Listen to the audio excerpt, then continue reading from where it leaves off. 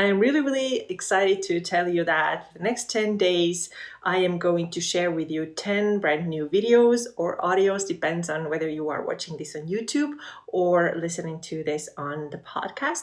And all these 10 days, there's going to be a 10-minute educational video or audio all about your metabolism, and especially for those of you who feel like their metabolism may have slowed down. So 10 minutes for the next 10 days. And then after these 10 days, I'm going to invite you to come to my free webinar. This free webinar is called Ignite Your Metabolism, and it's exactly meant for those who feel like no matter what they do, they cannot get the results because their metabolism has slowed down big time. So who exactly is this webinar for? So it's for people who have been eating low calories consistently for several months or years, but have not seen any result. The body does not respond the way they want. They have even cut their calories lower because, like I said, there's been no result. They also have been really consistent with exercise, and they're already working out 3 to 5 times a week, sometimes even more, sometimes even doing 2 workouts a day. Still, nothing is happening. They're exhausted, they're tired, they don't know what to do next. So this is exactly the person who this webinar is for. So Ignite Your Metabolism, it is happening on Wednesday, May 12th at 4 p.m. Pacific time and 7 p.m. Eastern. So make sure that you grab your spot. And I'm going to put the link to my description. It's going to be in the YouTube description. It's also going to be in the show notes, and of course on my blog, urbanjane.co, and also in my Instagram bio. So make sure that you grab your spot if you want to understand what's up with your metabolism, why nothing is changing. If you can't be on that call, that is okay, because I will send out the recording for everybody who do sign up. However, if you are on that live call, you can ask questions that are specific to your situation, and I will help you out on that call. And you will also get some amazing bonuses. So I'm really hoping to see you there. Don't forget, it's on Wednesday, May 12th at 4 p.m. Pacific and 7 p.m. Eastern.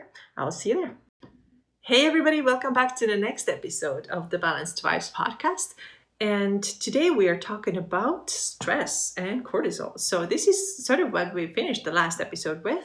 I was talking to you about 3 things that could be holding you back from achieving your fat loss goal. And one of them was chronically high stress. And so we're kind of going to continue this topic today because it is really important to manage your cortisol levels and get your stress down, get your body to have like a healthy response to stress so you can manage it better. And it really is super important to do, and I know this really well, and I know what it feels like to have chronically high cortisol. So I actually had that about half a year ago. I was feeling pretty run down, pretty burnt out, and I got my cortisol tested, and sure enough it was really high.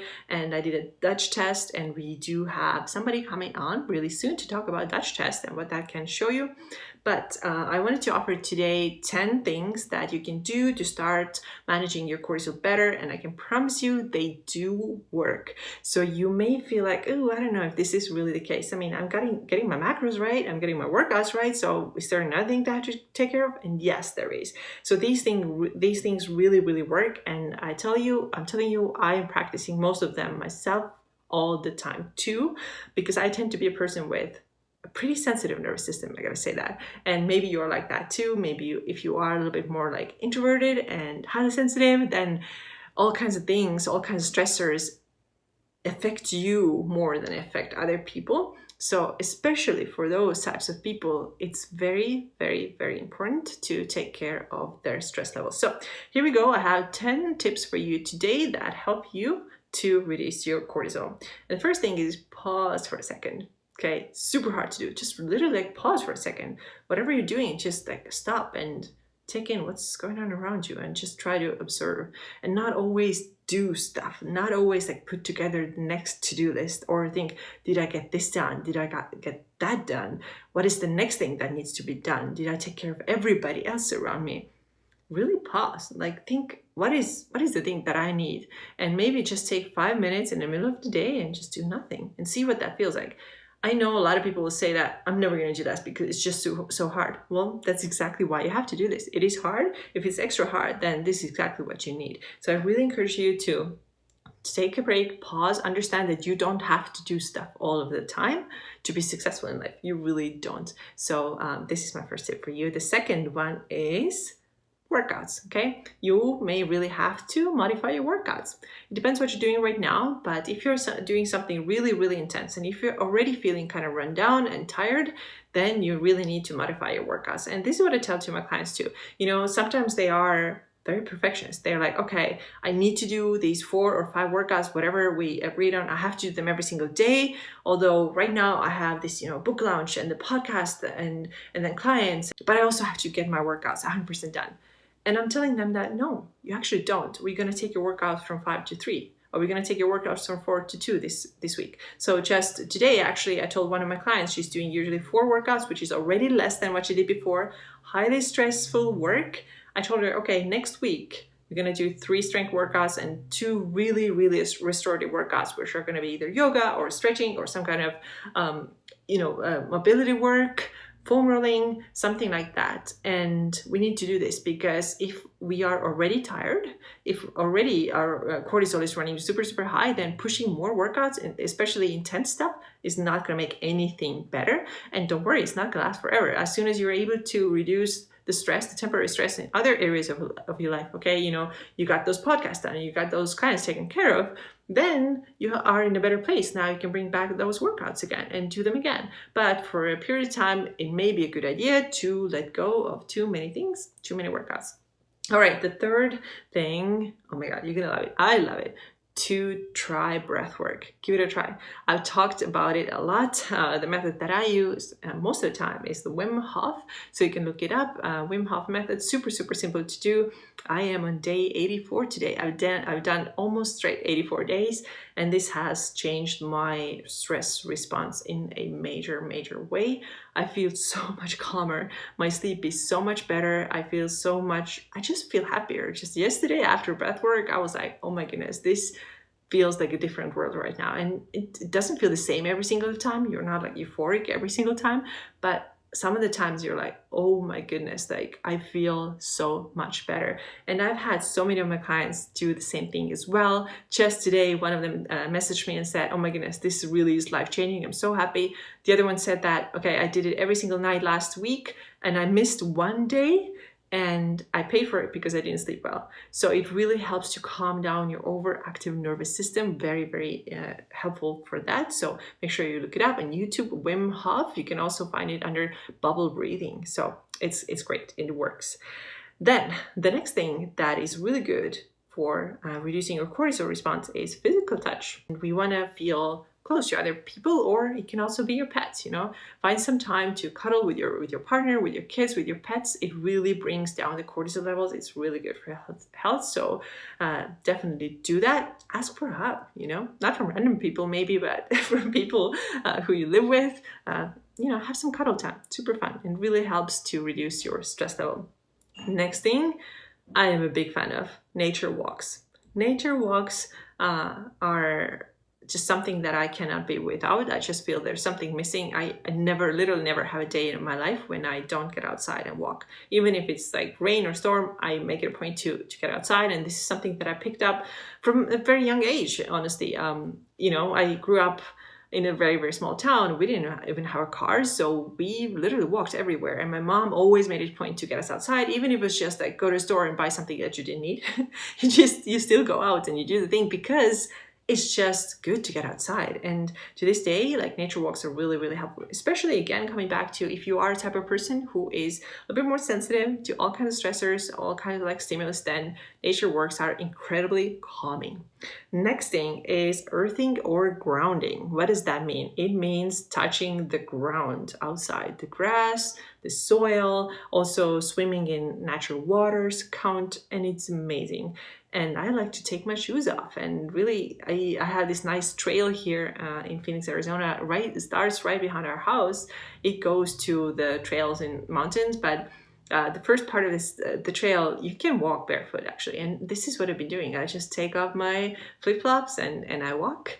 And then I come back, and it's just, it helps me ground. It helps me feel better. Also, it's just healthy for your feet as well, because there's so many nerve endings in your feet. You gotta use your feet more. I mean, we are in shoes and socks all day long. A lot of us are. So as much as possible, be barefoot everywhere in your house, of course, but also get outside with no shoes on. And it can also be highly, highly calming for your body. All right, the next thing is get enough sleep. Getting enough sleep will definitely help you to reduce your cortisol levels and bring them back to balance. And if you are not sleeping well, then go back to the last episode. I had a couple of tips there. Honestly, if you do all these things that I mentioned today, your sleep should be getting better, but you gotta be consistent with this stuff, because it doesn't help if you just do one meditation once a month and hope that, oh, this should help with my sleep, but it didn't. No, you have to be consistent with this stuff. And sleep is one of the biggest ways to reduce your cortisol. All right, we have 3 more. Number 8 is get some sunshine. Yes, sunshine is a really natural cortisol balancer, and it also helps to set your circadian rhythm, which means that you wake up naturally when the sun comes up, and you start feeling sleepier, more tired when the sun goes down. This is how it should be. And then getting some sunshine first thing in the morning or within the first hour can be really, really helpful with that. So of course, I understand that there's no sunshine all the time in every part of the world. That's just how it is. Believe me, I grew up in a pretty dark country myself as well. But even if it's not a sunny day, you can still get like bright light and like fresh air and sun through the clouds. It still helps. So try to get outside first thing in the morning to help to reset your circadian rhythm. All right, we got 2 more, and the first one of these 2 is to don't have too many bright lights around you in the evening. I think I sort of mentioned that earlier too, but basically anything that could be too stimulating, whether it's bright lights, whether it's loud music, whether it's freaking Instagram at night right before bed, conversations that are really, really stimulating, movies, like there's so many times when my husband's like asking me at 9 p.m., do you want to watch a movie? I'm like, no, I don't do movies at 9 p.m. I just don't, because they keep me awake. There's so much like stimulus. I definitely, what I never do anyways is like horror movies or movies with tons of action, because I just feel they're so stimulating. And when there's too stimulating, of course, they're going to jack up the cortisol levels. And this is what we're talking about here. We don't want it, right? We really don't want it. So we want to manage our cortisol and keeping all the stimulating stuff at night to a very minimum. Right, and then the last thing is, this is something to do with food. How are you eating? And I want you to calm down when you are eating, right? Because when you are eating in a really highly stressful state, this, of course, is going to be not good for your cortisol levels too. So let's say that you're fighting with somebody, or at the same time you're writing back to your email, or you are listening to something that really annoys you or like irritates you, and try to eat at the same time. Not going to go well, and it's not good for your digestion either. So what you want to do is that you want to take a couple of deep breaths before you start eating, right? So take maybe like 5 breaths. It doesn't have to be like a full-on breath work, which we talked about earlier, but just take 5 deep breaths to really calm your body down, to activate your vagus nerve, which is basically the connection between your brain and your gut, right? So you want to get to this really relaxed state, to rest and digest mode, and then eat there. And then that way, keep your cortisol balanced as well. So these are the 10 tips for you. I really hope that you are putting these into practice, because they will help you. I can guarantee you that if you are consistent with it. You may think, yeah, they're going to take so much of my time. Cool. Yeah, but if your stress is high, do you really want that? Because that's going to slow down your progress too, right? When you have fat loss goals, when you have strength goals in the gym, it's going to slow everything down if your cortisol is chronically high, not to mention the cycle issues that a lot of women will experience when they have too high unmanaged cortisol, and not to mention also insulin resistance that can be a result of unmanaged cortisol. So all these things are so important for your health and for your life. So do your best to take care of your stress levels. I really hope that these things were helpful. If you have any questions, just please let me know, and I'll see you again tomorrow. Bye.